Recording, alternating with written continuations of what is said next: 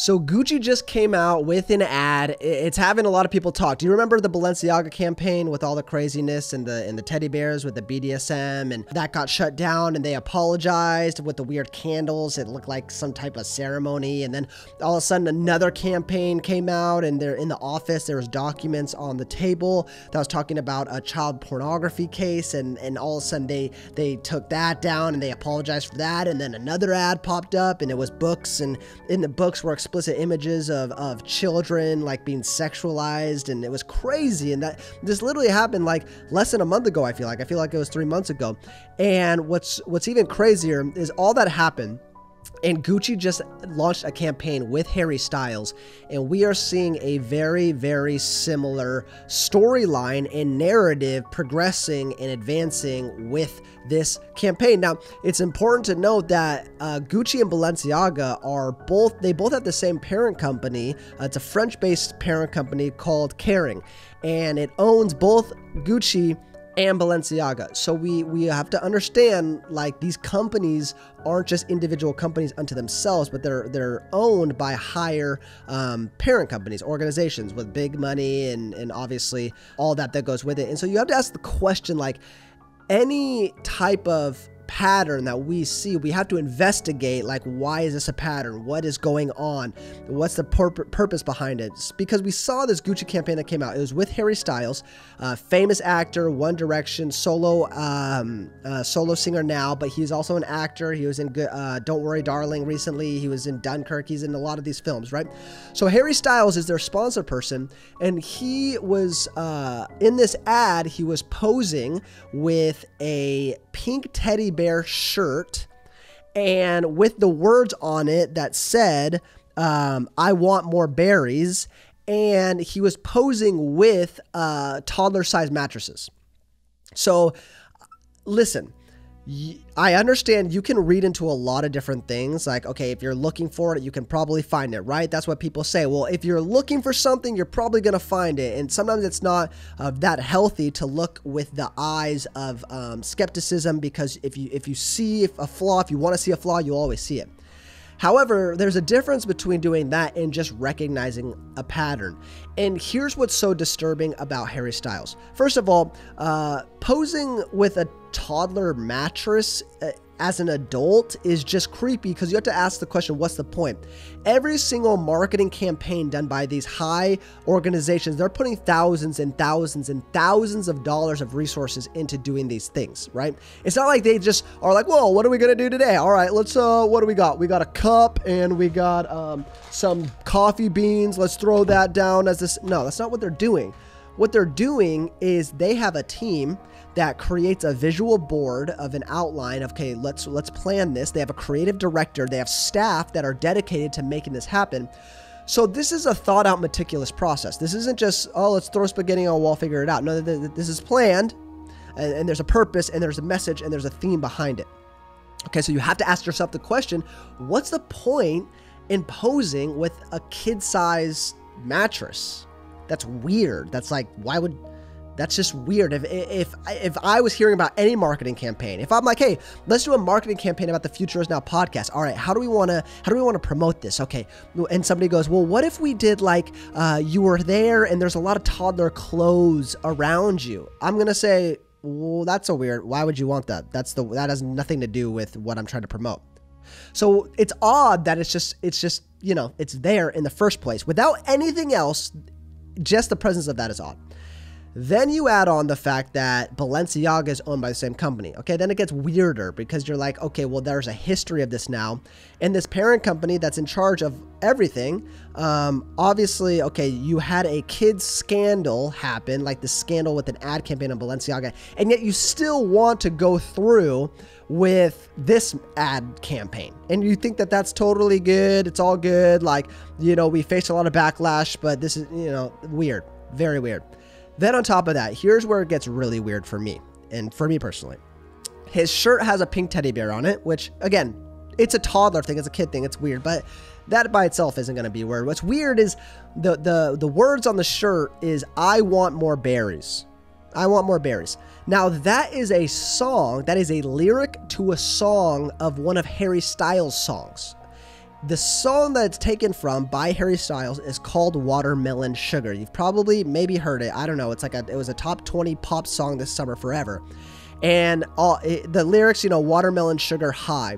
And the lyric is taken exactly from that song. And Harry Styles has said in an interview that song is about oral sex. That song is about oral sex. He said that. That's not like a conspiracy. He said that in an interview. So you got toddler mattresses, pink teddy bear, lyrics from a song talking about oral sex, owned by the same parent company of Balenciaga. It's just weird. It's just so weird. And it's impossible to deny. It's impossible to not see it anymore. You don't have to be a conspiracy theorist. You just have to be a rational human being with like eyes that recognize and logically think to realize this is really bizarre and this is really weird and this should not be ignored, especially by Christians. This shouldn't be ignored because you are seeing public exploitation of children. That's what it is. And they're giving these gross perverted messaging and they're just doing it blatantly. And they're doing it so in our face. And this is a spirit of Babylon. This is a spirit of Babylon. Babylon from Daniel, chapter 1, we see the rise and the fall of the nation of Babylon in terms of the spiritual culture that comes with it. And so Babylon was a city, an ancient city, but it also is a spirit. And it's talked about in Revelation. There's a lot of ties back to Daniel when it's talking about the end times. But Revelation 14:8 says, another angel, a second, followed, saying, fallen, fallen is Babylon the Great, she who made all nations drink the wine of the passion of her sexual immorality. So Babylon has clear ties to sexual immorality, the spirit of it. Then we see Revelation 16:19. The great city was split into 3 parts, and the cities of the nations fell, and God remembered Babylon the Great to make her drain the cup of the wine of the fury of his wrath. And then Revelation 17:5 says, and on her forehead was written a name of mystery, Babylon the Great, mother of prostitutes and of earth's abominations. And what we're seeing in America today is a spirit of Babylon. It's a spirit of sexual immorality. It's a spirit that wants to kill babies. It's a spirit that attacks youth and attacks the most innocent. We see it in social media. We see it in depression rates and anxiety rates. We see it in the exploitation. We see it in the public school system. We see it everywhere that the enemy, the devil, Satan, is attacking our children through the spirit of Babylon. Because you have to remember, as Christians, we do not recognize things just in the physical. We have to have eyes that see spiritual matters. We have to have eyes that see beyond what is going on, right? So it's like, okay, you have the left agenda, you have progressive Christianity, you have weird ad campaigns, but you peel back the layers, right? You have the wisdom and the discernment to see things in the spiritual. And what this is a spirit of Babylon that is attacking and is targeting our children. Because here's the crazy thing. If the enemy can take out a generation, then it doesn't have to worry about anything else. Because how is faith passed down? We see that biblically. Faith is passed down through generations. A mother to a daughter, a father to a son, a grandparent, a lineage, a legacy that's left is passed down through generations. So if you cut off a generation, you have nothing else to worry about because the faith isn't going to be passed down beyond that.